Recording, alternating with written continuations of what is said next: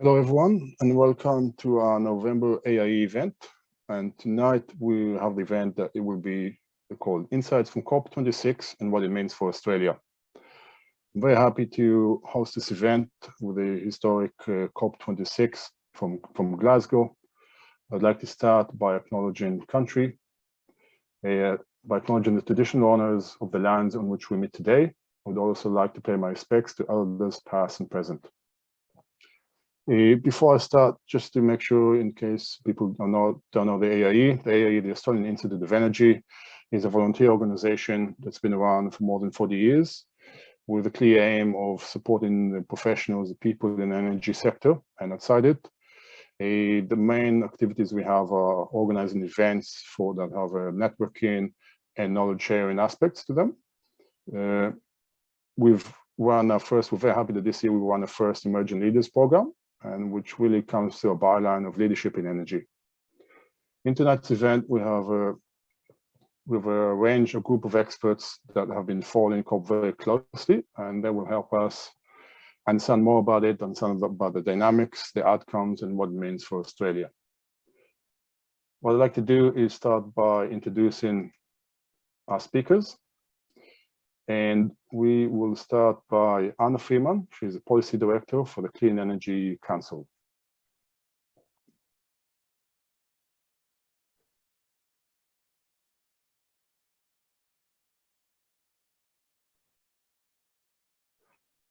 Anna, can you, if you can introduce yourself, say a few words about yourself, your role, your interest in COP, and if there was something very surprising that came out from COP in your perspective. Oh, Kedem, my apologies. Hello, everybody. I'm Anna Freeman, Policy Director at the Clean Energy Council. A real pleasure to be with you tonight. So I have looked after large-scale renewable energy generation and hydrogen at the Clean Energy Council for a number of years now, and managed to get to COP a couple of weeks ago, which was fantastic. And look, the main purpose of going for us was really to share the message that the renewable energy sector, like the broader business sector in Australia, stood ready to do more by 2030. And we think that the electricity sector, which is the low-hanging fruit of the decarbonisation story for Australia and the world, could achieve the decarbonisation challenge by the end of this decade, and there's nothing stopping our government aiming higher in terms of its 2030 targets, which, as we know, was the main focus of this session of the COP. So that was the main purpose of going.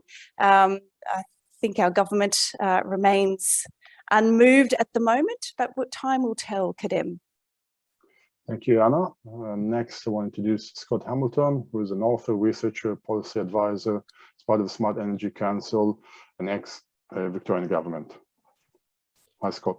Hello, Kedem. Great to be here. I too would like to acknowledge the traditional owners upon which I am standing at the moment, the Wurundjeri people, and pay my respects to the elders past, present and emerging.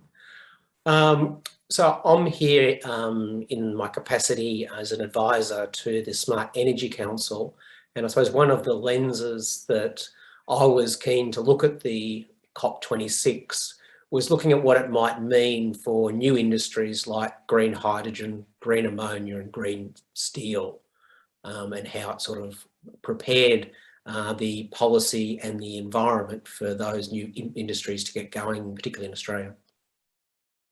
Thank you, Scott. Next, we have Mary Stewart, who is the Chief Executive Officer of Energetics, one of the leading energy consultancies. Thanks, Kedem, and thank you for the invitation to speak. With respect to the COP, I'm a bingo, which I love the acronym. I'm a business and industry NGO observer to a number of the UNFCCC processes. So I've represented global business and industry on the working groups of the Technology Executive Committee of the UNFCCC. So what that means is I work alongside the bureaucrats when they're pulling together information that is used to build capacity in the negotiators to engage with the complex challenges of what is the Paris Agreement. And I've worked on innovation and adaptation and implementation. So helping the negotiators understand what the private sector needs from those aspects of the Paris Agreement. I've been to 4 COPs. I missed this one. I'm going to leave Tennant to speak to you more about the negotiation process and how it happened. He moved his time clock to being on their time this time around. Yep, thank you. That reminds me of the Olympics. You know, we can ask how many COPs have you been to? Not as many as Tennant. Indeed. So Tennant Reed, who is the Climate, Energy and Environment Policy Lead for the Australian Industry Group, the AIE Group. Hello, Tennant. G'day. So yeah, we're a registered bingo as well, and go along to the bingo briefings with all the other business and industry NGOs every morning of COP, typically. And I was there to try and take in a breadth of the whole of what was going on, which I like to do when I'm at these things, but to particularly focus on Article 6, which is the technical negotiations around the rules for new global market mechanisms and international cooperation and linkage on emissions reduction, where there was a lot of action, but also trying to follow the overall outcomes and take a sample of everything else going on. I have not been to all the COPs, but I do try and live and breathe them when I'm there, even if I am a digital ghost. Which is a fair exercise this time. I think you've changed your entire time schedule, daily routine, to fit that of Glasgow time. That's right. And I can provide an example here. I was on a panel moderating a panel that would have been 3 o'clock in the morning Australia time, and up pops Tennant Reed on the list of attendees. And I'm thinking, what is he doing?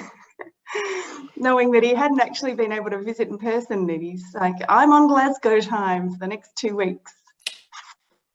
Yeah. So I think it does remind me of the Olympics in a different time zone where people get very energized from just being part of it, and it's a great effort, Tennant. The best thing about being on a different time zone is that nobody calls you to interrupt you when you're doing something. That's a good Everybody point. should try it. Yeah. So maybe next time we'll set up a support group. So Australians that want to be in COP, because the next one I think is in Egypt, which is not a better time zone for us. So, and we could actually set up, physical meetups, 3 o'clock in the morning and with heaps of coffee.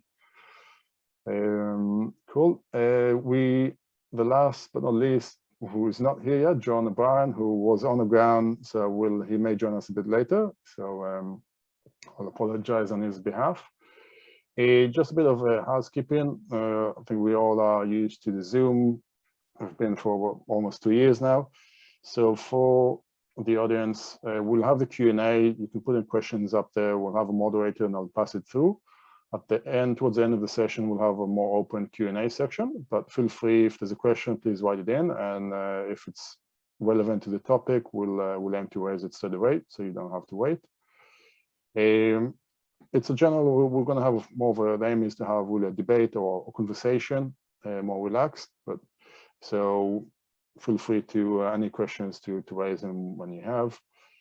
So like I said, the aim is to go through a few elements to understand a bit more about the COP, because I can testify personally that I knew that COP was happening, I knew that COP is important, I knew that decisions are going to be made, but I didn't really, until this COP, I didn't really dive into the details, like what exactly happens there.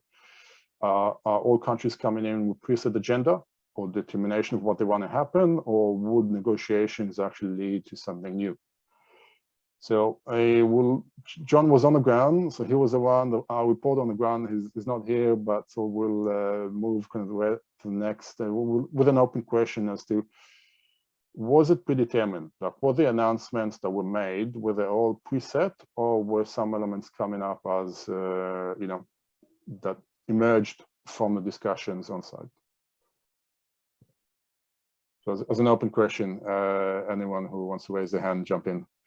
I'll give a first go, which is that like a bajillion things happened at COP, and some of them were very much, all of them built on extensive work in the lead up. Some of them were just announcing things that had been worked out beforehand, but particularly all the side deals that were done, the deforestation initiative, the methane initiative, many, many more, individual companies making announcements and groups of them. But there were also outcomes that were being worked towards, but people didn't know for sure what would happen. And so the formal negotiations between all parties were like that. The Article 6 work, the transparency work, all the filling in the last bits of the Paris rulebook, the negotiations there had been going on for 6 years. And so there's a lot of preparation there, but it was a very live possibility that those deals would not be concluded. And they very nearly weren't. It did almost fall apart at the last minute, but it came good. Mm-hmm. Cool. The other thing that wasn't predetermined was the Glasgow Climate Pact. I think that definitely was made up on the fly, and it was obviously way more ambitious in its initial concept by the presidency, and that was negotiated down over the last 5 days. I think that the presidency might have thought what they wanted out of it, but I think the content of that was a great surprise to many parties. I mean, actually calling out coal and fossil fuels is unprecedented. So there's quite a lot of what happened at this COP that was not expected, and potentially more so than most other COPs. Mm-hmm. And do you think so that emergence, was that because ideas came up, or do you think it was influence of pressure by social kind of NGOs pushing, or what way? I guess this leads to the question of the trends. Is it that we're just evolving in our understanding of solutions, or is it that there's more demand from businesses, from the public to find more solutions? Well, there were a lot of things going on, but nobody, with the negotiations, nobody really knows where everybody's limits of willingness to agree are until they have a go. You get a sense for the issues that come up again and again of where those red lines are and strong preferences and the shifting alliances. But those things change; they're not static. Like if you had asked me 3 weeks ago, would all of the coal-intensive countries at the COP agree to a statement on phasing down coal? Like, I would have said that was a big stretch. That was unlikely to happen. And you know, by shooting at the moon, the presidency hit a pretty big target. Mm-hmm. But we know it's what needs to happen. I mean, the state of the science says this is what we need to do if we want to limit climate change to 1.5 degrees. So it's not new. What's new is the fact that it entered the text and it entered the vernacular. It was very much made a focus of by Alex Sharma, though, in terms of the coal, and that this needs to spell the end of at this COP. So in some ways, he set it up so that it was almost impossible to avoid that. In some ways, I think that how could he have been so publicly singling out coal, and then for that not to have made it into the text in some way? So I think they were very smart in obviously setting that out as a key issue as part of the presidency. Yeah, and that's a good point. It raises the question of how influential is the president, you know, because some may say it's more of a, you know, just administrative task, or, you know, say come here and sit, or as you're saying, it's had more of an influence by setting the tone of the discussions. I think the strategy of the presidency is incredibly important. I'm sure Tennant, if he was at Copenhagen, not sure, but anyway, has read and discussed in great detail over time, you know, what goes wrong when potentially the organisation of the lead party and the presidency is not at top notch.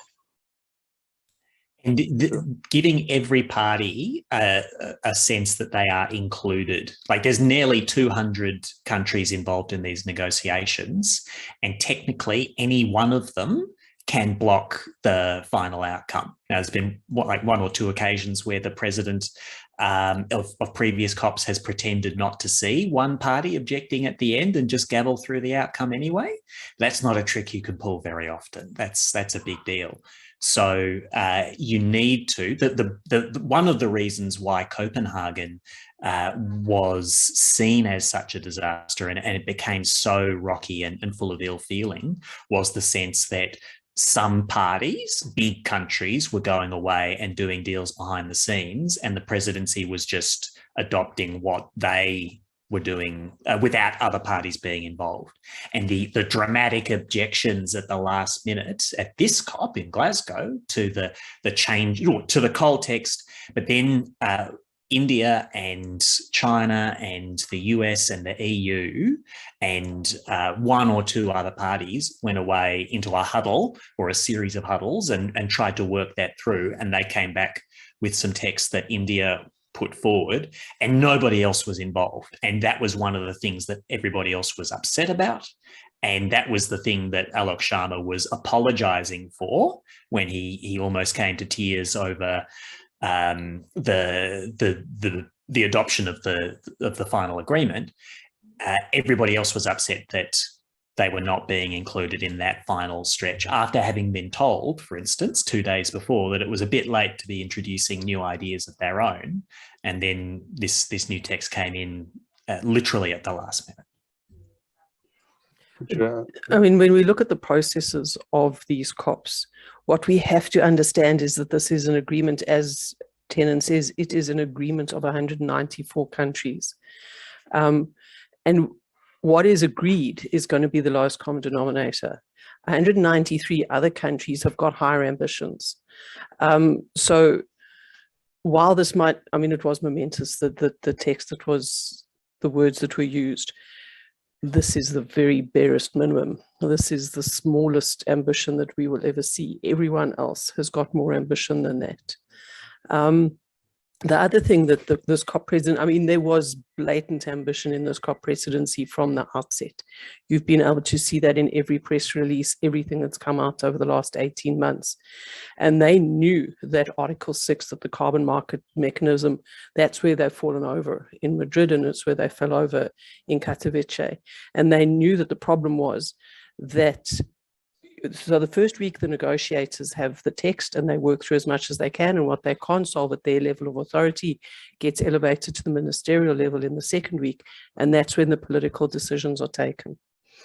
And the COP president, the 26th COP presidency, understood that the challenges in Article 6 were so complex that if they left to the second week and the ministers could come in, and 75% of the ministers have never seen this before, they can't get across the detail of the carbon market mechanism stuff in 48 hours, and they don't feel that they can come to a conclusion. So what the COP presidency did was they called an intersessional, and they had a ministerial level intersessional 3 months before the COP that taught the ministers what they were negotiating about. And they put Singapore and Norway as the sort of guiders of that process, and those were consistent into the ministerial week on Article 6 in this COP. So it's the first time any COP presidency has done that amount of pre-work to try and get the ministers across the content of what they're trying to negotiate. So there's been a lot of stuff that's unprecedented about this COP just to actually get an outcome, never mind a relatively ambitious outcome, which is what we've got. Sure, because in a way, if you think about it for a second, this is probably the biggest tournament of negotiations, or the biggest exercise of a multi-state and multi-organizations. Because one of the questions I want to have is, we expect the countries to be there and the countries to lead it, and one of the questions I have is, who were non-state players, parties that had an influential role, apart from the presidency, which is very interesting to know how much pre-work they did. But for example, Anna, as a non-state organization, or what, I guess most of us here are not, we're not representing the states, but a general question, and maybe I'll start with you, Anna, in terms of what was the part of the non-state actors? Look, I mean, I think there's a whole range of organisations, as Tennant's talked about, the bingo, the business and industry NGOs that are, have a strong voice and are regularly, I think it's on a daily basis, Tennant, there's be a statement being made to the plenary on behalf of, or you can correct me if I'm wrong there. When they're closing, there's typically a statement, from each observer constituency. But a whole range of climate action networks, the various NGOs have a very strong voice. We heard a lot from Indigenous groups this time as well. I really noticed a very strong presence. That might have been something that's been there in the past. I wouldn't know, it was my first COP, but I've certainly felt a strong presence from Indigenous groups there as well. So a very broad, it felt, it really did feel a bit like, I've been to a couple of Olympics though, I have to say, it did feel like an incredibly unifying world event with different voices being acknowledged along the way in a very inclusive way. So I came away with a very strong feeling about it, the inclusiveness of the conversation, even if you see the sorts of programs that they offered to the general public as part of all of the events that went on, or within the Blue Zone. It was such a wide array of different interests and perspectives and viewpoints: the agricultural sector, the transport sector, the community groups, women's groups, unions.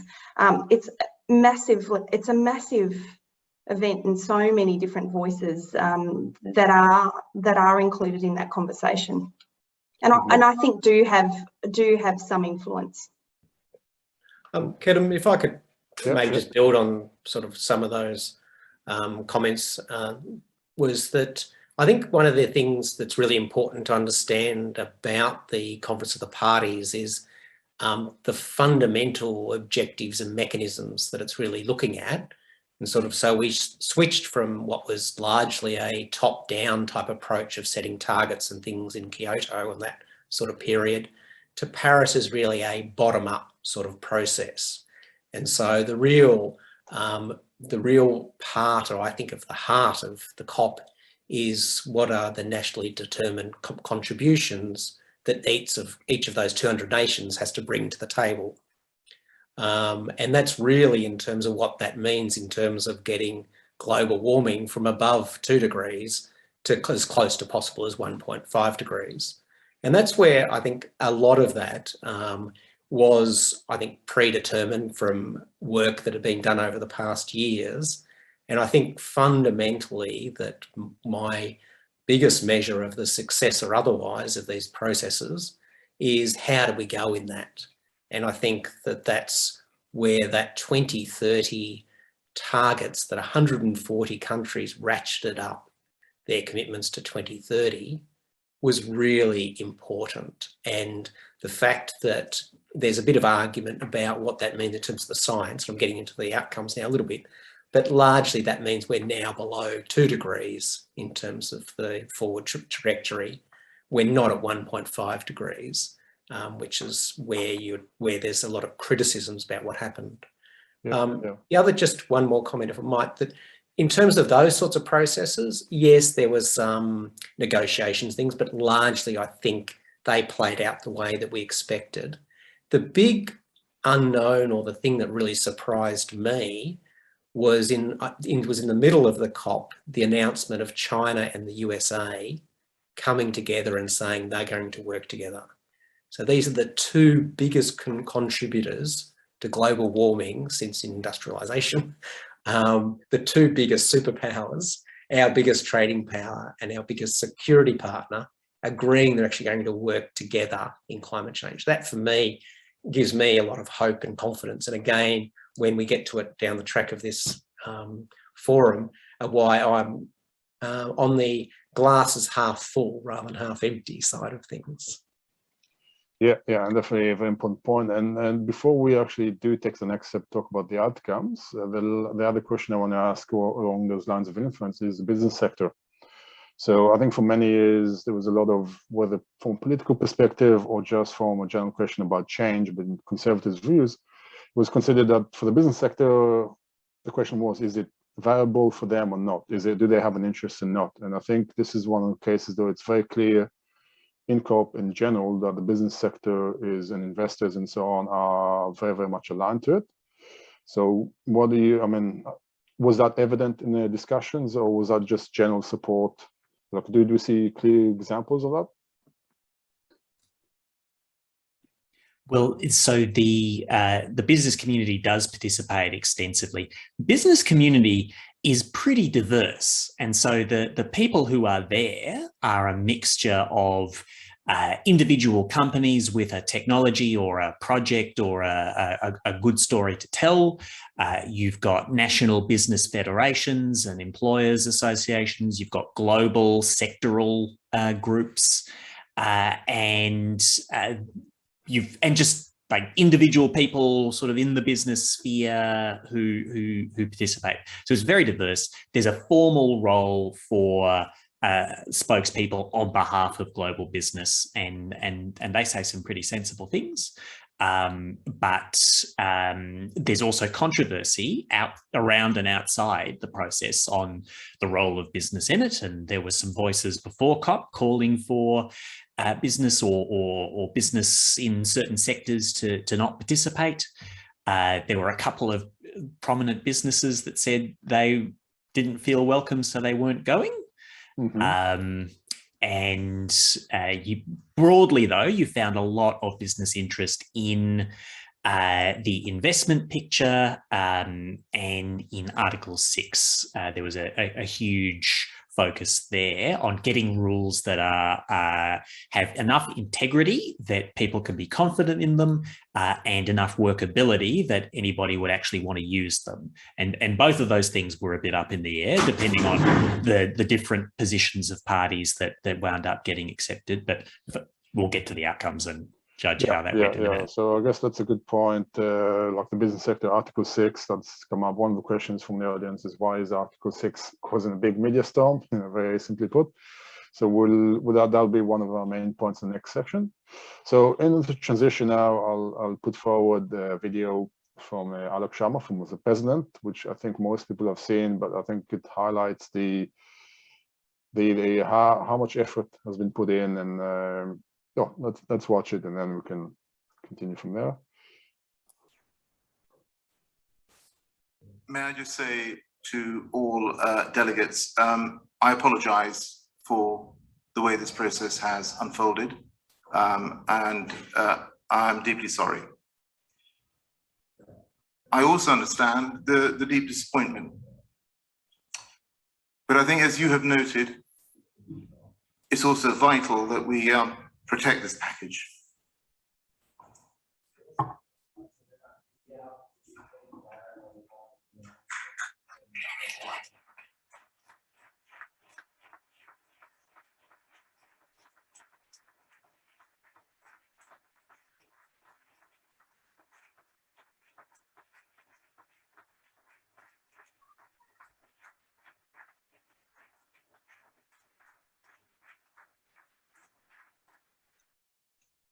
Yeah, so Alok Sharma, I think it's a moment that's a very powerful moment. I think if you follow in the COP, in terms, you could see how much there's a lot of emotion, I think, in there. It's one of them is probably how much effort, as we discussed, if you put so much effort into it and the results are there, and at the last minute something is get changed. So let's talk about the outcomes, and let's start maybe from that point about the terminology. And I think, Scott, you had an interesting point about, that's also how important, well, if you can present the point he was discussing, and your view in terms of how critical is the wording, or was the wording in the end? Yeah, so it's not straightforward with my first comment. Look, I think that when we look at the outcomes of this particular conference for the parties, there was clearly some good things that occurred, and I mentioned before about the 140 countries ratcheting up their commitments to 2030. It's definitely a good thing, and that's got us to a trajectory which is now below 2 degrees. The commitments of things like to cut methane by 30% that had a number of the big countries, including the US and others, all supporting. The commitments around coal, and I suppose that's where we have to start to get into this discussion, but the commitments by a large number of the countries, and I think it was about 100, correct me if I'm wrong, Tennant or Anna, but that signed up to the phasing out of coal and stopping fossil fuel subsidies, was incredibly important, and incredibly important to Australia, particularly being a major exporter of coal.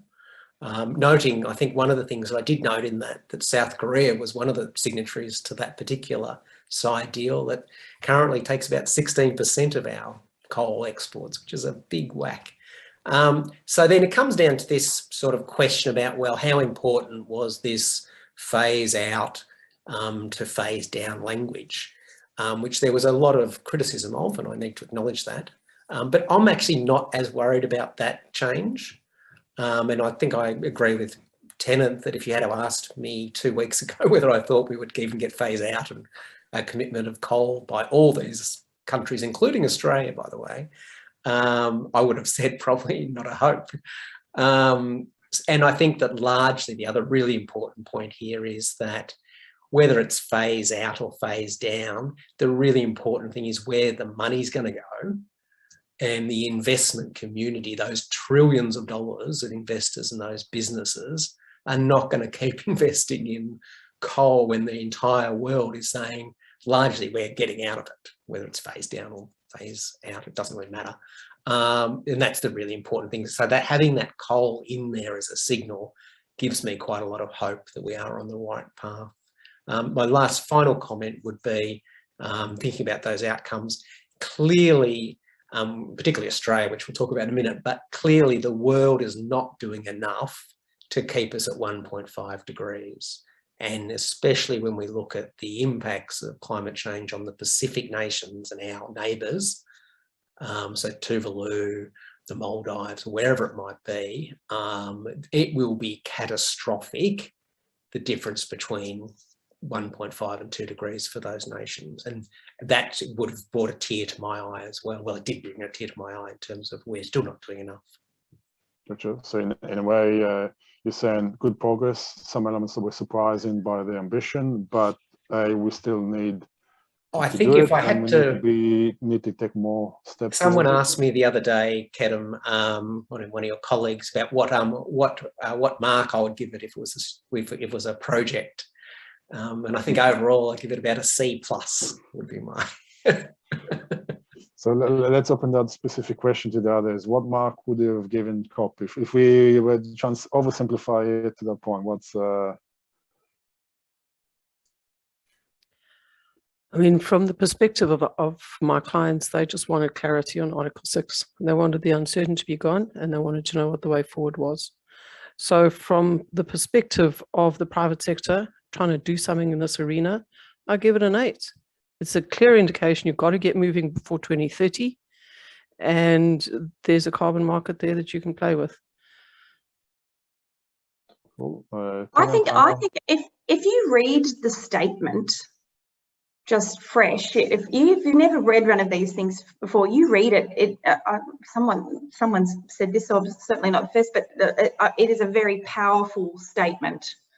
There, you can be left in no doubt about the way we are heading. And I think the importance of the document, probably more than individually for the individual state actors, because we all know how certain governments are going to just do whatever anyway, in some cases. But for the business sector, international business sector, the flow of capital worldwide, it's momentous. The whole world essentially has agreed to this statement. It is extremely clear what direction we're heading in and the urgency with which we need to do it. So, and I think in that regard, you know, with fresh eyes, it's a very strong statement, even though people have lined up with their nationally determined commitments before they've got there and we haven't arrived at those targets. I think actually the facts and investment will almost overtake the lack of ambition in some respects, because people, boards will not be able to ignore this. Yeah, and that's an important point, and I think we will get to that again, the question of will the business sector kind of lead the way when governments may actually lag behind because they're too slow. But before we get to that, let's finish the round of what's the mark you give COP. So we had a C. Oh, I'm an 8, or if we're going with the grades from primary school, I'm going to go maybe even a B-. B-. Cool. We're hovering, we're not far. So Tennant, what's your input here? So thinking about the strengthening of national commitments that was made, the plethora of valuable side deals that were made, and the finalisation of Article 6, the transparency rules, and the cover decision, which had not just the coal language we've been talking about, but agreement to by all countries, to ask all countries to strengthen their commitments for 2030 in 2022, and agreement for ministers to meet every year from now on about the strengthening of 2030 ambition. You put all of that together, and I would give it somewhere between, well, let's say I'll give it an E on the Hogwarts grading scale for exceeds expectations. You can't choose your own scale now, Tennant. I don't choose it. That's an accepted scale. That's a new baseline. No muggle sentiment here, please. You're just trying to ensure that we can't compare answers here. Well, I guess that's part of the complexity, because if we really break it down also on specific sectors. So I tried to make a list of the different announcements, and I thought, do I list them? Do I present them? Do I spend a few minutes just going one by one? And I realized, I won't do that, because I want to minimize how much I talk. But also each one is quite deep and unique. The US and China deal. I mean, some points are worthwhile definitely mentioning, and maybe what we do is here, I'll ask everyone to just name just mention the main announcements I think are important, and let's see if we can cover those in audience that really want to. They can write them down and then do the research. But let's I'll put my 2 cents, which I think the China America announcement is probably one of the more fundamental, unexpected ones. So that's it by just announcement, and then kind of move on. I'll direct Scott. I'll give the name, you give the announcement. So Scott, just whatever, those that you remember and you think are important.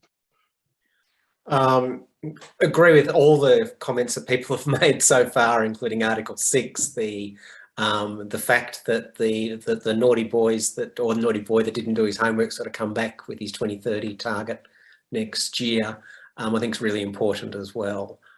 There is a lot, but I think it's those ones about the ratcheting up of the commitments, the coal commitments, the methane commitments, the deforestation commitments, and Article 6 just for people that are playing at home. Essentially, that's a carbon trading mechanism. So it's the rules and processes around carbon trading, which means that we can trade carbon between countries, put it in its most simplest sort of point. And that was one of the really big moves forward in terms of COP26.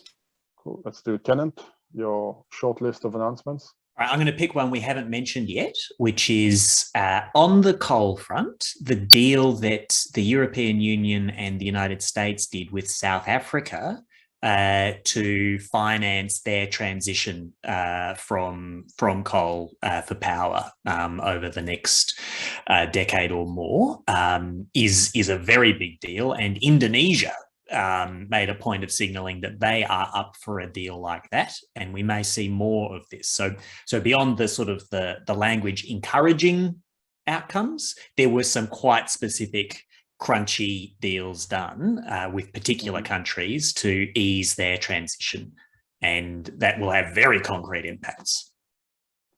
Cool. Mary? I looked at which ones I thought were most significant for the energy sector, and I think that there are 4 groups of announcements that were most significant for the energy sector. We've spoken about the one, which is there's around 190, a coalition of countries and companies who've pledged to phase out coal, which is a significant block. There, as Tennant's just mentioned, there are a number of countries, including Vietnam, India, and the Philippines, over and above Indonesia and South Africa, who are looking to close coal-fired power stations earlier than they'd committed to in their NDCs. The focus on methane emissions and the pledge to reduce methane emissions by 30% by 2030, which is significant for agriculture as well as oil and gas.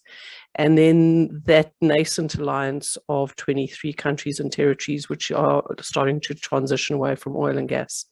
So oil and gas does need to recognize that coal is for them the canary in the coal mine, because the focus will move to them quite soon. Cool. I was really surprised by that methane announcement, I have to say, because when I read about it a few weeks ago before COP, and there was 30 countries, and my understanding is that there was only 7 parties to that methane agreement in September.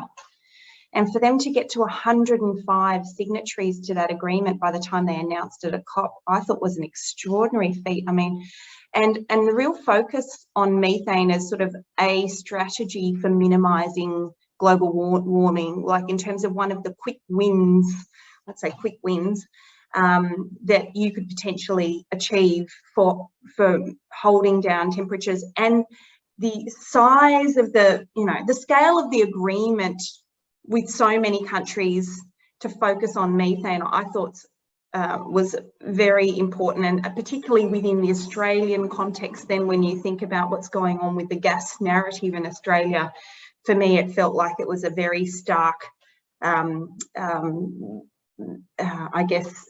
contrast with the kind of conversation that we're having in Australia at the moment, that 105 countries said, no, we need to be slashing emissions by 30% at the same time as we have a gas-led recovery. The other one I wanted to mention, because I think this is tremendously significant, is that $130 trillion that Mark Carney, the former governor of the Bank of England, managed to collect from 450 financial services organisations, effectively, which has now been earmarked for investment in alignment with the Paris Agreement. Now, I suppose you could say that that could mean any sort of things, but that is a massive amount of money that we know is going to be aligned in the global economy with the implementation of the statement.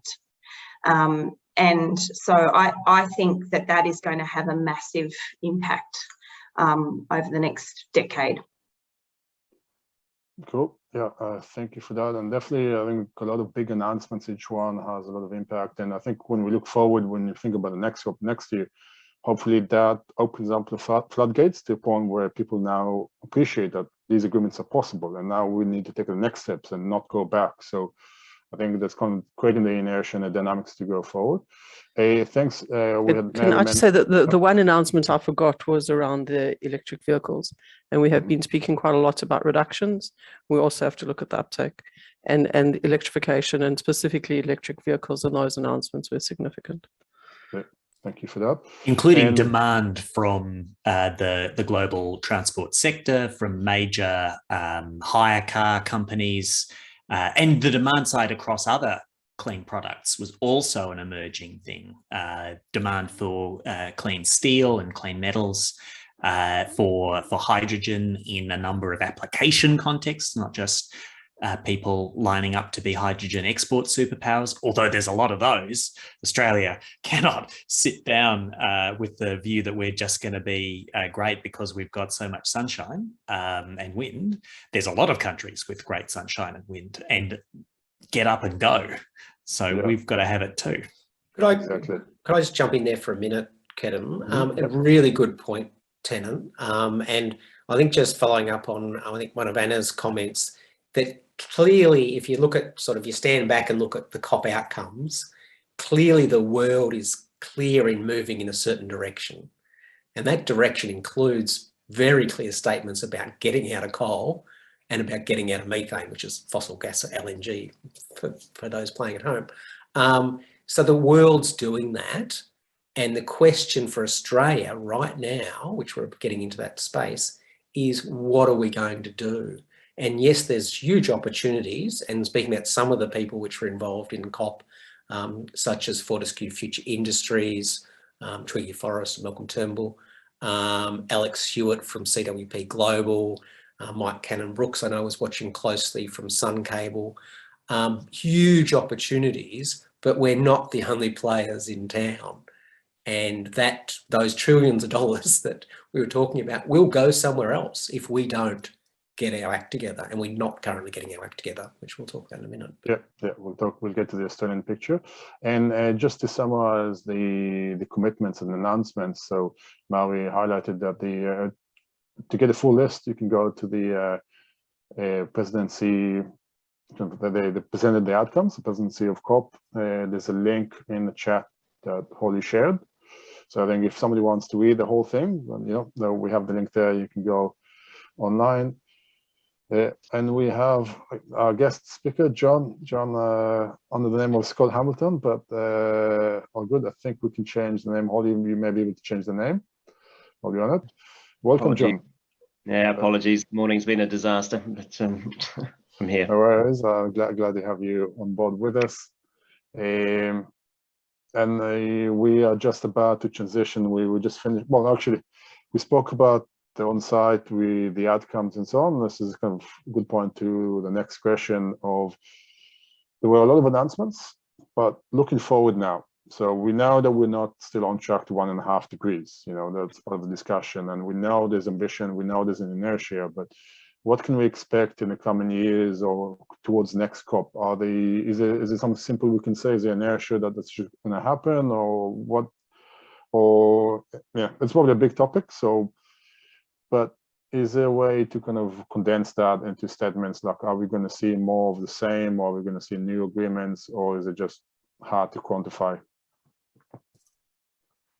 I'll start us off. So the agenda towards the COP27 in Egypt, it does have a significant element of further increasing medium-term climate ambition, so revising 2030 nationally determined contributions. It also has a very big expectation from like most of the countries in the world of following through on commitments made to date and expanding commitments around climate finance for adaptation and transition in developing countries. That was a huge theme. We haven't really touched on it here, but that's an immense dynamic at COP. And the push and pull over finance for tasks that are very difficult for developing countries who are hugely exposed to the impacts of climate change and are being asked to develop in a completely different way to that which the countries that are rich today developed. They have a lot of legitimate concerns, and so answering those concerns is going to be a big deal. So we can expect to see more multilateral finance, more government transfers, proposed commitments like the extra 500 million that the Australian government announced in this area, but probably more. And Article 6, that carbon market collaboration, is also an avenue that is important here, both for financing mitigation in developing countries, but also a share of proceeds from those transactions has been agreed to go to funding adaptation in vulnerable countries. So the finance picture is going to be a big thing, even if it doesn't get as much. That side of finance is not as sexy inside the developed country discussions, but nothing would get agreed whatsoever in the negotiations without credible commitments on finance. And yeah, it's a big deal. I'll give John some airtime and ask you to do another thing, John. So before you join, everyone gave their weighting of like in primary school. Yeah, we had the C, we had the B on 8, and then we had the knee on a Hogwarts scale, which we didn't fully accept as being standard, but it is up for negotiations. Maybe by next COP we'll agree to it, but for now, please kind of share with us your impressions from COP and that question about what do you focus on what do you see as coming next? Yeah, certainly. And I mean, the headline from the end of COP was, it was kind of ended up with a lot of criticism. I'm sure you've spoken about that around sort of, changes of wording towards the end. And the 2 weeks I was there was so many sort of really strong outcomes in my view. I mean, I am a determined, stubborn optimist, and but there were so many really good things around, the methane, and the deforestation, and the coal, and the India having a net zero target, and the China-US thing, and there's just so many kind of steps forward. And yes, it's not going fast enough yet, but it is going a lot faster than it was 2 months ago, and that's really, really important. And again, my apologies. I'm sure you've mentioned that the whole GFANZ kind of thing, and the whole sort of global finance sector kind of stepping up, and there'll be there's various levels of commitment to that of the 450 institutions. But I was this week in London. I've sat with one of the big investment banks, kind of working out how far they are along their plan of not only decarbonising their own operations, but working out how they're going to decarbonise all of their portfolios. And they're making good progress. They're doing it sector by sector. They're looking at each sector and trying to work out, okay, so for this sector, this is what we're going to be doing, and this is what our portfolio is going to look like in 2030, and this is what it's going to look like in 2050. What the next step of that is actually, what levers do we use to enable that? Some might be quite blunt. We're not going to finance that type of industry anymore, and we've already seen that from some of the banks. But actually, a lot more will be subtle, and that's what we're going to see over the next few years. The cost of capital is going to change depending on your emissions intensity. So that flows through all the way through the finance system, down to the high street banks, eventually to small businesses who are will be going, oh, well, actually, we'll help finance transition. We'll help finance if you're low emissions. But if you're kind of high emissions and you're not doing anything, yeah, well, you probably don't belong in our lending portfolio or our investment portfolio anymore. And that's going to drive massive change to people, because it's just going to make financial sense. So for me, that's what's going to kind of flow out of Glasgow, and that's going to accelerate change really quickly. Yeah, thanks for that, John. And that's what is conveniently being skipped over, I think, by our federal politics at the moment. Clearly, the Treasurer understands it. I think probably the Prime Minister understands it at the moment, but they are unable to shift because of some belligerence on this point, I think. And it's like, maybe if we put enough public pressure on those banks not to change, that might work, but I don't think it will. It's not going to cut it anymore. We can't bully financial institutions into managing their carbon risk. Yeah, and I think this is the time to take kind of the next step and bring Australia into the picture. And a question that I didn't ask before, but okay, so where before we actually look at the domestic policy and what it means for Australia, keen to ask, where was Australia in COP? So from a negotiation perspective, influence, I think we touched upon a few aspects, but and I don't ask, I was going to ask, okay, what grade do we give Australia, in the same scale? But, I think, well, you know what, I'll keep it open if somebody wants to give a grade. Well, Tennant's just going to use his scale that, Let's just make it hard. So do you think Australia had a positive influence about the COP? Let's ask it in a way. Was it there, or was it leading? Look, can I just make a quick comment just to say? You're in mute. Sorry, I unmuted myself. I'm too quick. Just having been on the ground and at the pavilion for a number of days, it was very clear that they had decided that offence was the best defence, and so they went out very strongly in promoting the messaging about how much they were doing and how we were a country that you could count on to deliver, not just never mind the other guys, because at least we do what we say we're going to do. So we're aiming low so we can achieve it, but the low emissions technology focus was extremely was front and centre, and they went out very hard, I think, to try and minimise the ability to be criticised. You know, ultimately, I think people can see from the NDC what's really going on, and so it's all just words in essence. But the tactic and the strategy very much from the government was go strong, don't give anyone any airtime to be able to criticise, because we will bamboozle with them with the amount of initiatives and investment and the way that we're helping developing countries also to make the transition. Through our generous partnerships, international partnerships on technology. So, you know, drown out the opposition by showing how much we're helping the global community. I think it's called control the narrative. Try to control the narrative, you know, fill up the space. Can I just to reflect some other of the COP processes, just recognizing that the Australian negotiators negotiate the position that's given to them by the government of the day. And they're negotiators there that have been negotiating since the beginning of Kyoto. The Australian negotiators are some of the most professional, and they're extraordinary, and they're amazing at their job. And where they are allowed to, they will drive an outcome. I mean, it was, I think in Katowice, they didn't have a negotiating position, and they decided their role was to get this thing finished. And it really was to their credit that we got as close as we did to an outcome in Katowice. So the negotiators themselves are very, very adept and professional at their job.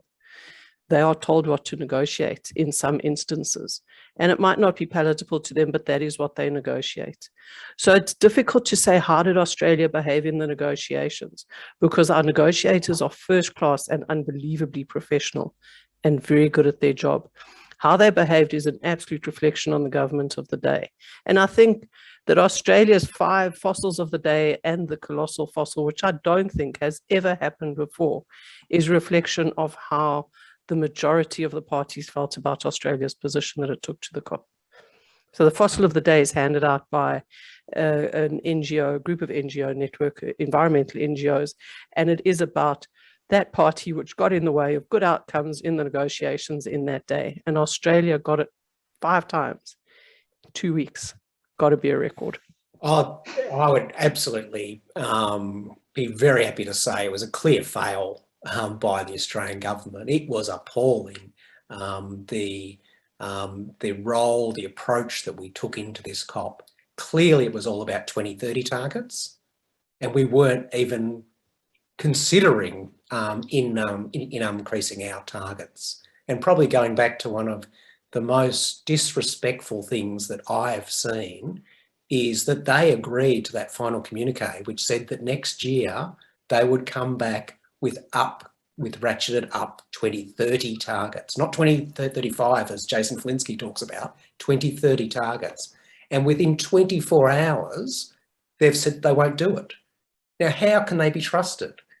They're saying to the global community, yes, we're going to sign up to this agreement with you. And then in 24 hours, they break that commitment. It is appalling. And one other point I'll just make, and then I'll get off and let other people have a go. We talk about the financing, and getting back to one of the real failures of this COP is its ability to help and assist, particularly those developing nations and those most at risk in the Pacific nations. And one of the most appalling things that the Australian government did with the US government, and I've been a very strong backer of Biden in most recent times, was basically they resisted a push to establish a fund that would help those countries deal with the losses and costs of climate change impacts. And really, like, we are the most wealthy countries in the world, and we're not doing what we should be doing. And again, that's just, again, an appalling behaviour, I would say. Thank you. And John, let's narrow the question in terms of the actual impact on the ground. Like Anna was talking about it. How did you see Australians on the ground? Kind of were they part of the dynamics? Were they leading, or were they more responding, or just trying to kind of control the narrative just to not be criticised? So I'm going to answer your question literally. The Australians there made a huge impact. Maybe not the government, the Australians there made a huge impact, because there were people in all sorts of places that were Australian and were doing really good things. So people like Keith Tuffley at Citibank, who's sort of their global head of sustainability, and then actually we ran the Climate Leaders Coalition. So Australian industry was actually doing some really good things. So if the 33 CEOs we've got in the Climate Leaders Coalition, who have all kind of starting to really drive hard, and some of them have really hard to abate businesses and big challenges, and they're not moving fast enough, but they're really thinking hard about what is the opportunity and how do we transition ourselves and how do we transition regions, and that's good for business and good for their workers and good for the communities and good for the region. So governments, who'd want to be in government? It's an impossible task, and no, I'm certainly not wouldn't sing their praises on anything they did in Glasgow, but I do think the impact of Australians is much broader, and I think we should kind of celebrate what's happening with all the great Australians who are doing really interesting things in different spots. Sharon Burrow, leading the ICTU, incredible force in terms of climate change and how we're changing the narrative to be one of just transition and really thinking about, if we don't bring everybody along, it's going to fail. We can't just sort of go, oh, well, tough, you're a coal miner, too late. You shouldn't have chosen that career. So I do think that the impact of Australians is very, very strong, and you kind of bump into them everywhere and, in all sorts of roles. So it's a different take on it, but there's bits that we can be proud of. Mm-hmm. Which, and maybe to articulate the question even more, it sounds like, well, the business sector and Australians can do a lot, and the government, they have their mandate and their agenda. And a general question as to what can we do without the government, and what do we need the government to do? Kind of like, for example, when you talk about help to Pacific nations or countries, could businesses do that, or do we need a decision by the government? Because this comes down to an allocation of a federal budget, or you need some program that is not driven by a market, because maybe that's it. Or is a carbon market going to help with that? Or is it purely about just the fairness of saying you are exposed to the risks of climate change or to the impacts of climate change, and we will help you? So the question of what can we do without the government, and what do we need the government to do? And specifically, I'm talking about Australia, because we highlight already that we're not very happy, I guess, with the level of leadership in that sense. So, I mean, my view on that is the transition is going to happen. That it's inevitable, it's underway, it's unstoppable. The finance sector is going to drive it. So transition is going to happen. We are going to have a low emissions economy.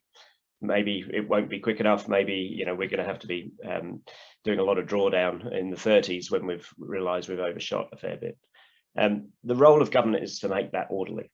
So it's going to happen anyway. And so the role of government is to make it orderly, make it a bit more of a seamless transition, rather than the sort of the step changes and, right, we're shutting this, we're moving there, and we're closing down, that business is going to have to do, because business can't lose money continuously.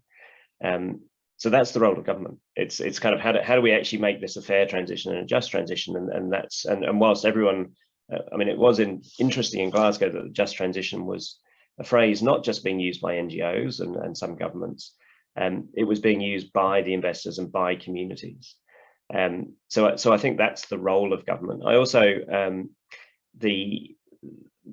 another thing that was kind of different, I felt in this COP, and I hadn't been for a couple of years, but a lot more talk about the integration of biodiversity and oceans and natural capital with climate. And if we don't solve those things at the same time, again, we will fail to solve climate. And that's kind of those sort of complex issues where it spans across all sorts of bits of an economy. Again, that's where government steps in to make sure that we're integrating the thinking across all of those fields. So the complexity of it is where government should play a role, is to make sure that we're doing it in the most efficient and sensible way. And just, I think the key word is just, because that's, if you just leave it those that are able, you may lose out on that fairness element. What do the others think? What's critical that we need the government to take part in? I'm going to agree, sorry, Tennant, I'm going to agree with John that the role of government is to make sure, I mean, as a minimum, that our economy doesn't hit a catastrophic change. We do need an orderly transition. The states with their commitments are going to get us part of the way, but it's not necessarily uniform enough. The other piece, I'm going to go back to the adaptation piece, and it does relate to just transitions. For 6 years now, UNFCCC has been saying that the spend needs to be the same on adaptation as it is on mitigation. So yes, we're looking at a lot of money on adaptation. It needs to be increased by almost 3 orders of magnitude. That's the scale of the adaptation challenge. The private sector can't fund all of that. The private sector, the UNFCCC modeling, and it hasn't changed for the last 5 years, is it's an even split between mitigation and adaptation, and it's an even split in cash from the private and public sectors. So somewhere along the line, the government has got to come to the party on financing adaptation, and in order to do that, they've got to agree with us that the climate is changing. Well, and another from Anna, sorry, from your perspective, the Clean Energy Council, how do you see that specifically? Can I be skipped over in place of Tennant in this regard? Tennant. You're very kind, Well, Anna. yeah. So the federal government it's got a number of good pieces of policy in play. It's just that the jigsaw is missing a couple of important pieces as well. And the whole could be greater than the sum of its current parts. So in particular, yes, business can do a lot, is doing a lot. Businesses don't have a license to lose money. And while some parts of the clean energy transition are already profitable in their own right, there are other parts where there is a significant cost gap. So thinking of hard to abate sectors, clean metals, clean materials. Carbon capture and storage is a technology that some people don't like, some people do like. I think we can all agree on this. It will always be cheaper not to capture carbon than to capture it, unless policy is covering the gap in some way. And so there is a place for, and you know, there's many options for how to design these policies, different strokes for different folks, but without doing some like hefty policies to cover those gaps, we're going to see very slow activity in a bunch of sectors that are essential to our economy and essential to our future. So there is room for government at the federal level to bolster the positive things that it's already doing. We've got what I think is a good crediting regime. We've got a safeguard mechanism that much more could be done with. We've got some excellent Commonwealth investments and facilitation in major transmission infrastructure to facilitate the much faster closure of old power stations than they publicly acknowledge, but they're helping it happen very vigorously. So, you know, all of that could be made more of. And I'm hopeful that the federal government will do that, but they might not make as much of a song and dance about it as an alternative government might. Gotcha. Very diplomatically said. Scott? And just very quickly, I just say, I mean, that the government really needs to put the markets to work.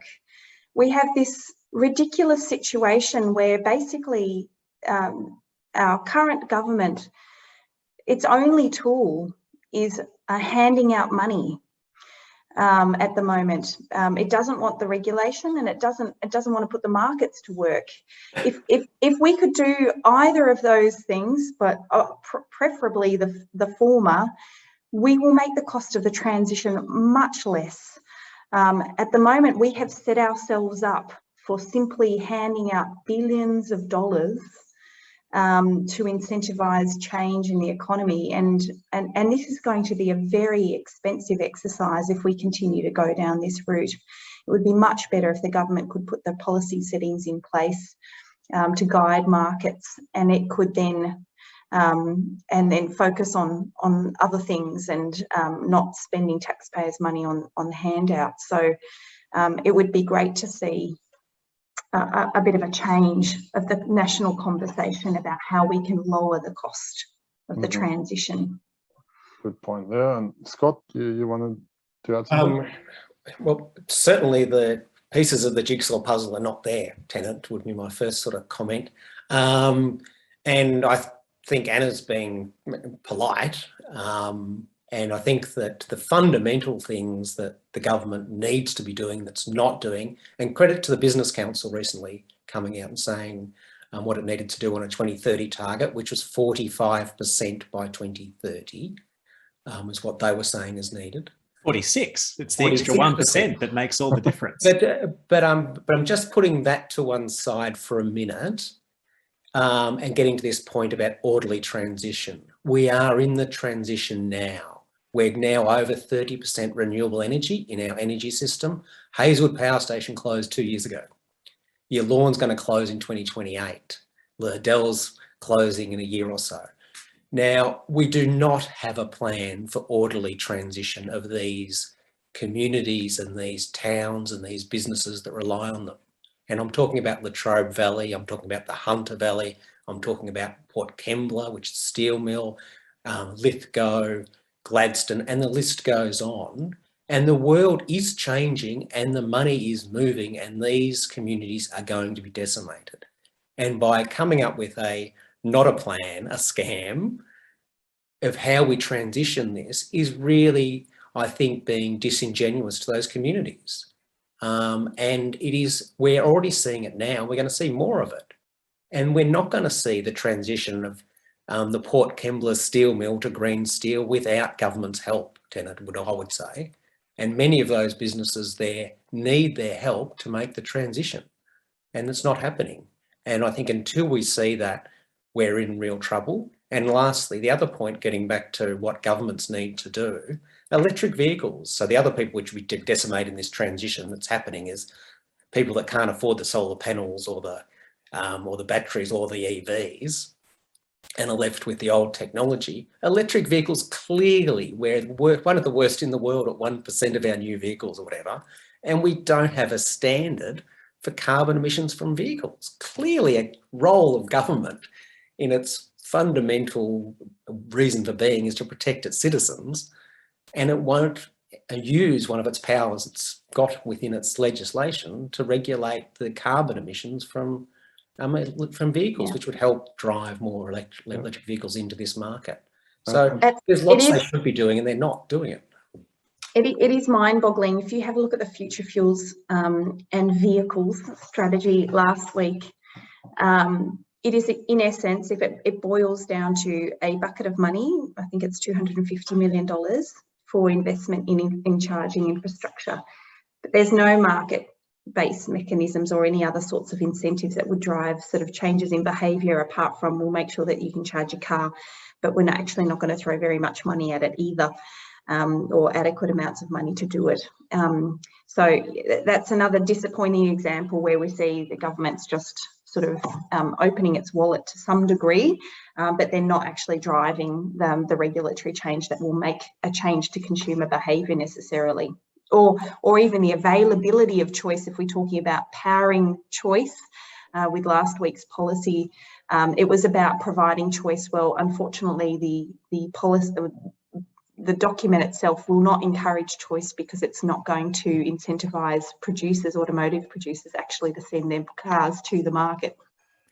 So 6 years ago, in the dim and distant days of the Abbott government's commitment to 26% to 28% emissions reductions by 2030 as their bid towards the Paris Agreement, which ultimately was signed by the Turnbull government, they had a mysterious waterfall chart of all the places that abatement would come from. And they were expecting at that time, I think, something in the region of 70 or 80 million tonnes of abatement to 2030 from vehicle efficiency standards as part of the National Energy Productivity Plan, which I think most people have not heard from lately.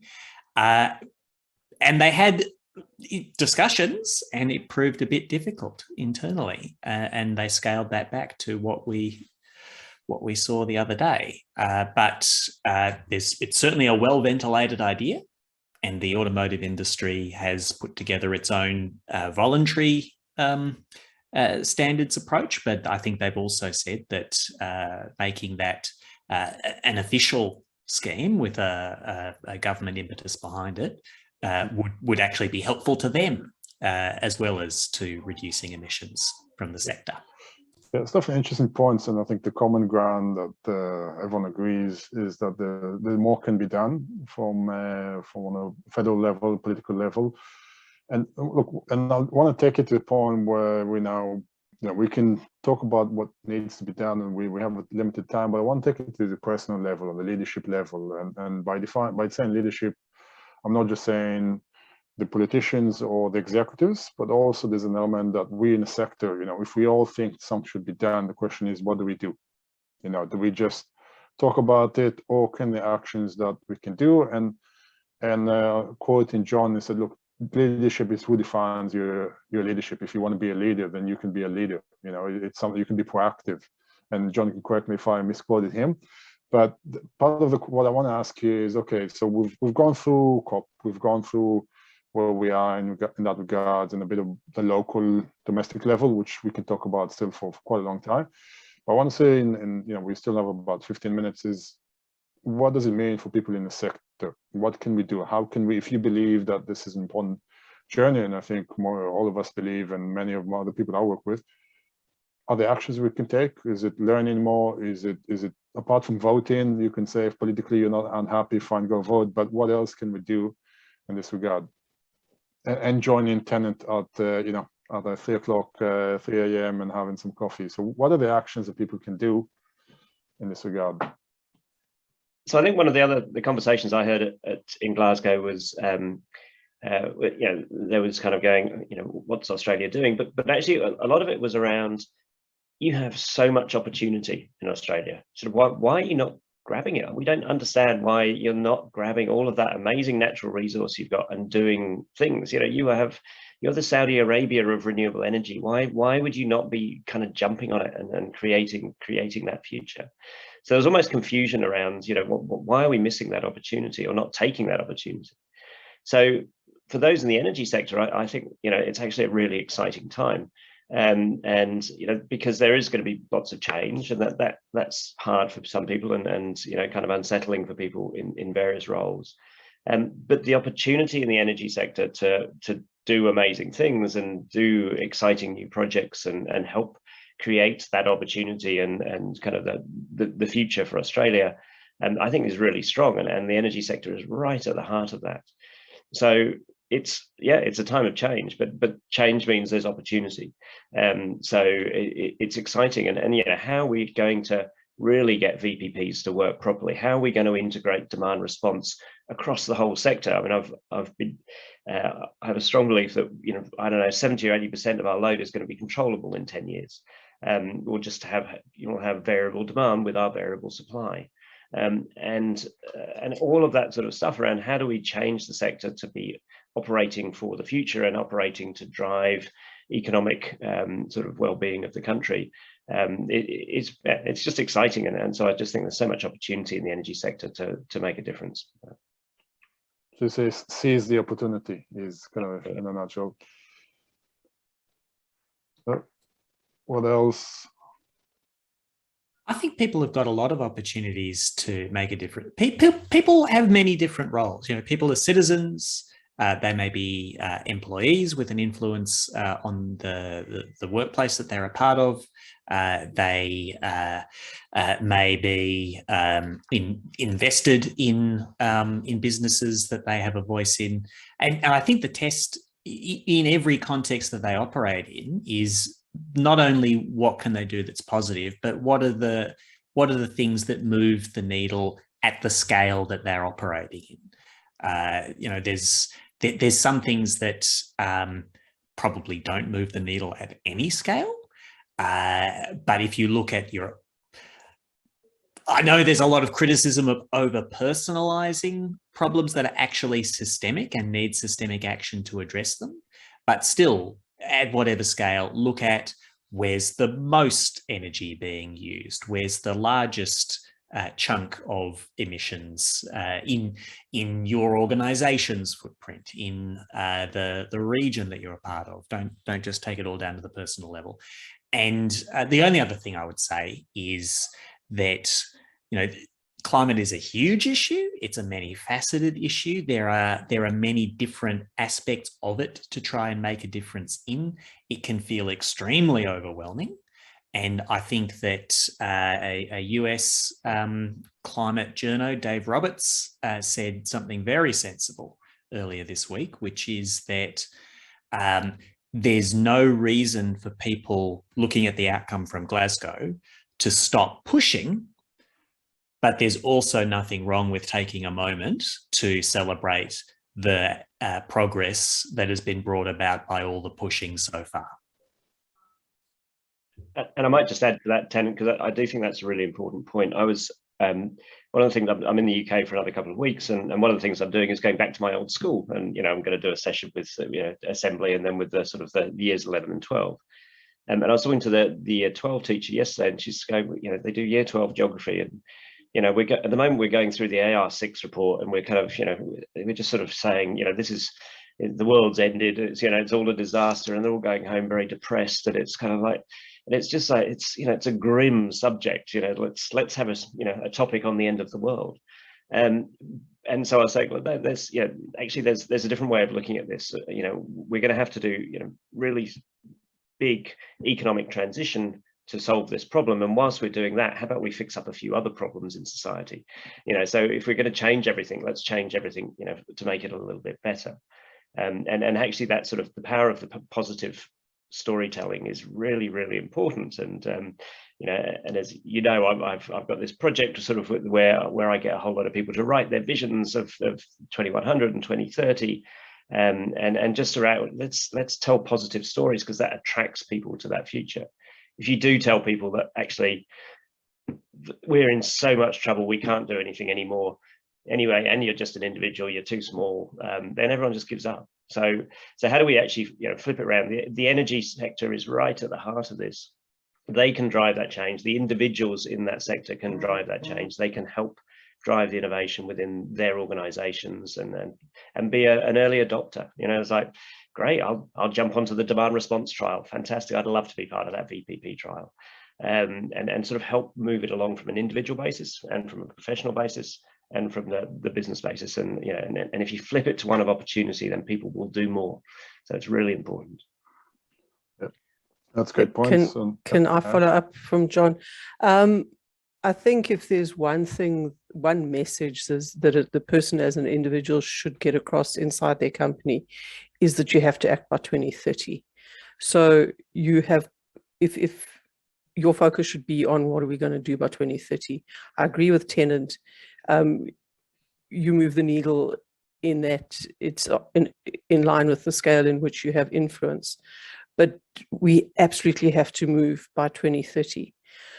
The one aspect that we haven't spoken of today, though, is that while total energy consumption needs to drop, electricity consumption will rise as we electrify most of our life. And that is a huge opportunity for anyone in the energy sector who is accustomed to transmitting electricity, managing electricity. As John said, VPPs, the demand response, that electrification is an extraordinary opportunity in the sector. And how are we going to use that to drive down emissions to meet that 2030 target? Good point. Good point. And what I've summarized a few points from this discussion around the answers now is we have seized the opportunity. You know, people, there are opportunities, especially if you're in the innovation side, whether there's within an organization or outside. There's a question of how can you move the needle. So sometimes just by doing your job with a bit more purpose, you know, you may be in a world that's not, you know, it's not a startup, but you can still make an influence, and to acknowledge that, how does that impact? Be optimistic. I think that's important. Yeah, you know, yes, it's a good change, but if we're not, you know, as in, I'll take 10 from your point about Harry Potter references and Lord of the Rings and so on, you have to be optimistic. If you don't, then there's no reason to act. You know, if you don't think there could be a better place, then why act? So you need that optimism. And also, I think your point is to act now, or act with intention in terms of time. This is not a 50-year. Yes, we're in a journey, but we really need to take action now. Yeah, as we get in towards the end, we didn't have a lot of questions, but I think this comes almost to kind of the last round of questions, and it's a very open one, but let's see if we can answer it. If not, we'll try and re-articulate it. It's what are your ambitions for what COPs will be negotiated in 2030, 2040, 2050? It's a very big question. It's almost like a question that could be done for full session, but can we come from a simplistic perspective and bring kind of, almost a one line? So maybe everyone think for a second. Let's say we'll give you a minute. What we'll do now is actually, before we answer that, we're going to run a very short poll. It's 3 questions. Let's see if Holly can bring it up. I'll give you 1 or 2 minutes to think. The poll will give us some indication of what people think about. The questions are: were you following the daily announcements? So was it something that was in every day?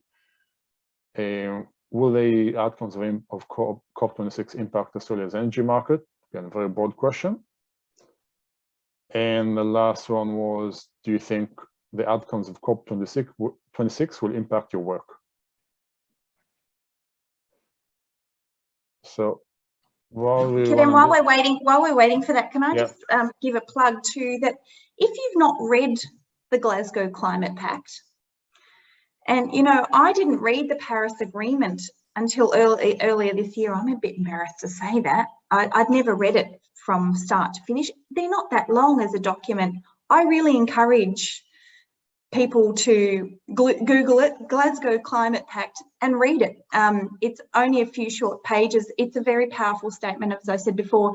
And when you do, I think it really changes. It does give you a clear sense of what the world has agreed to in great depth, and does permeate then your thinking about what does this mean for me.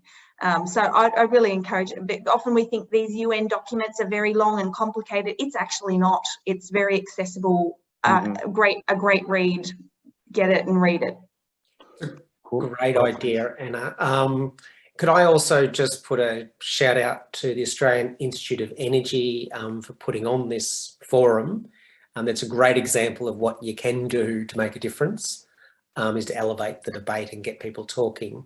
And I think that there's one thing that we can all do, and there's a lot of great people, as I think John might have mentioned, about there's a lot of great Australians out there doing lots of great work. Get active, get involved, join an organisation, whoever it is, doesn't really matter, and start to push things that are going to see us address and tackle climate change in the right direction, and try to prevent more global warming. And if you do that, I guarantee you will make a difference. And that's a great point. Something we can all do. And I'll highlight from the chat. So Helen Milice, hopefully I pronounced the name correctly, she said that they're establishing the Australian Association Climate and Emissions Support Program. So yeah, I encourage everyone, and Holly also posted. So I think, yeah, taking action, learning, being part of something. If you don't know what you can do, try and be part of a bigger group. And to that point, Scott, yes, AIE, we're definitely supportive of the discussion. We don't have a specific agenda. We're very much just pro-energy sector, but we're definitely more than happy to have people come on board and help us. Before I launch the last round of questions, and I'll do the thanks, and we can finish there. So indeed, I'd like to thank the AIE members that helped organize this session. So we had Holly, we had Ahmed, Azi, Glenn, and Lou. And it's great to come, and we did it very quickly. We said we need to do something, and this is, I think, encompasses the messages we had. We said we need to do something. Yes, short time frame, so let's get it done. And we worked, and we were very happy that the panelists who jumped on board and gave us from your time in the preparation and now. I'll say just the results from the poll, which 92%, so 92 out of 26 people said that the outcomes of COP26 will impact Australia's energy market. I'd say it's probably not surprising. And and 88% think that the outcomes of COP26 will impact their work. So I think that's a very clear point. About 50% followed the daily announcements from COP26, so it gives you a good indication. And but I think it was very interesting for me also. This is the first time I really dove in and kind of said, I need to understand what's going on in there. So that was great. I think from that point, I'll do the last one. So kind of give everyone, go one by one, just I guess two things, last comments. And if you've had a few minutes you had to think about that question about the ambitions for future COPs. So let's start, Scott. I'll just go on around on my screen of people. I think my final comment would be that we're clearly in our best chance we've ever had for many, many years of keeping global warming as close to 1.5. So we've kept that alive, and I think that's really, really important. In terms of future COPs, I hope that they'll be talking about how we share all the benefits from the transition with our global community and our global communities, and reaping all the benefits to society in particular, as well as the environment and the economy and etc.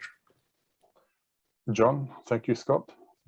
Yeah, I mean, same thing I was going to say. You know, we've broken the back of working out what we're going to do, and now we're integrating it with the ecosystems and oceans and biodiversity and valuing natural capital, and you know, and driving forward about how do we optimize the opportunities. So you know, there's a lot of hard work to be done. There still will be by 2030, but we'll have a really clear path, and we're now just optimizing. Thank you, John, for that. Tennant? So I think that the next few COPs are going to settle into the ratcheting rhythm of the major rules are done. It's just about what are you bringing to the table each year in terms of lifting your medium-term and your long-term ambition. I think thinking further down the track, if we're doing well, we will be having some curly discussions about, okay, world's getting to net zero. What's the division of effort to get to carbon negative and suck back out a substantial chunk of what we've already put up there, because that's going to be tricky. And if we're not doing well, and even frankly, if we are, we might be having some discussions about global rules of the road for geoengineering and attempting to mask, at least during the overshoot period, some of the worst effects of what we're doing. But that's a very difficult discussion. Good, sure. And also to add to that, new ways of scaling from you know, of grading. That'd be good. Thank you, Tennant. Mary? I mean, to be ambitious, I would like the 2030 COP to be a stock take that says, yes, the actions we have taken have delivered the reductions we need to stay on target for 1.5 degrees. That's what I'd like to see at the 2030 COP. I think that we're more likely to be in the territory that Tennant was referring to, which was, well, we're going to overshoot by this much, and how are we going to force a ratchet down? And I don't know if we will see a more active, I mean, can you force under this type of agreement? Will we move to something past the Paris Agreement that requires countries to act and doesn't just ask? Thank you, Mary, for that. Anna? Kedem, the question was what we would like to see at 2030 COP, correct? Yeah. Look, I'm hoping that the cost of the transition has been shown to be, cheaper than we had all thought, 10, 15 years prior, and that again the facts had overtaken the narrative, and that we really were starting to deal with the very hard to abate areas of the sector. The electricity sector has taken off in terms of providing very cheap, clean power it's just now an enabler and making everything so much easier to achieve, so that we really can focus on the hard to abate bits and not having to worry so much about doing the stuff we should have done a decade prior. So hopefully it'll be a question of us being able to reach for higher ambition on the basis of technology improvements and all of those sorts of things. Thank you, Anna. I'll add my 2 cents, and I'll make it very simple. I think I would like to see a unified approach, one that kind of overcomes the different or potential conflicting interests, that we get to a point where we understand where we need to go to, and we can see past the current debates of yes, no, and so on. We know where we need to go, and we work there and we do it. And the question is just, how do we do it better? And I'll finish off on, I'll basically be quoting somebody who's quoting somebody. So Anna Malos from Climate Works highlighted what a delegate from Iceland said, is that the next time we meet, we'll do it better. And the time after that, even better. Which I think for me is the key thing, is as long as we're on this trajectory of improvement, and we have that mindset, we will get better. Of course, we need to make sure that we get better enough, so to say, because we do have a limit. It's not just about continuous improvement with no aim, but I think that's first of all the point, is we need to improve and keep improving. So thank you very much. We are a bit over time. I do apologize for some of the questions that were not answered. Some of them were very specific that just didn't fit the flow, but if you want, we can, some other time find a way to discuss them. Thank you again, everyone, for the organizing team, for the panelists, and for the audience. Thank you very much, and have a good evening. Thanks, Kedem. Thanks, everyone. And last but not least, I think Holly may add, this is one important link to a song, or if not, we'll send by email. I think we talk a lot, but sometimes art can be much more powerful in conveying a message. And Mary shared with us a song that is very, very to the point. I think very kind of captures a lot of points, and especially that fairness, and that we're all in this. We need to see how we work together, and that fairness and equity and so on are very important. So I think she shared it now. Everyone who wants to have a song, it's rap, it's in Scottish, and not Scottish, or I think it's English with a very strong Scottish accent. Mary, do you want to have a few? Scottish. Mary, do you want to say a few words on that, or we'll just let? For me, it was something that helped people try and understand the Glaswegian accent and be. I mean, I worked in Aberdeen. It's not always easy. It's a group of Scottish artists who were voicing their hope for the COP, and as Kedem said, it's about equity, and every voice counts. And for me, it's the call of youth to say, are we doing enough? Not sure.